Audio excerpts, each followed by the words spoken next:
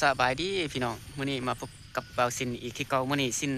สิมาเก็บหอยพี่น้องนี่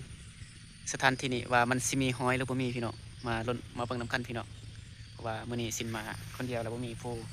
จับกล้องให้พี่น้องมาลุ้นมาเบิ่งนำกันพี่น้องเอ้ยว่าสิมีหอยบ่หรือบ่มีพี่น้องมาเก็บมาเก็บหอยนะแต่ว่าตอนนี้ซินบ่ได้อยู่นาเนาะซินอยู่แบบว่ามันเป็นน้องเนาะน้องแบบว่าน้องก็บ่เลิกปานใดดอกเป็นน้องเป็นพี่น้องมาลุ้นมาเบิ่งนำกันพี่น้องว่ามันสิได้หอยบ่ซินถือกระทงมานำพี่น้องกระทงใหญ่ๆแต่บ่ทันได้หอยมาเบิ่งนำกันพี่น้องปุ๊บนี่ละนิดนึงพี่น้องนี่ละพี่น้องหน่อยนึงพี่น้อง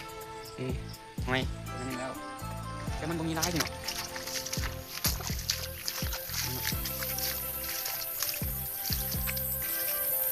บ่มีหอดหอยพี่น้องเอ้ยเด็ดตัวหน่อยนึงหน่อยเดียว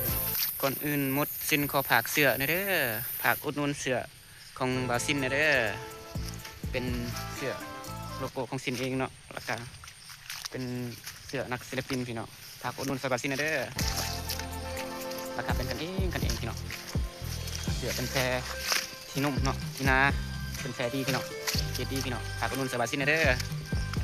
บ๊ายบายบ่ได้หอยพี่น้องแบบฝนตกพี่น้องตกแห้ง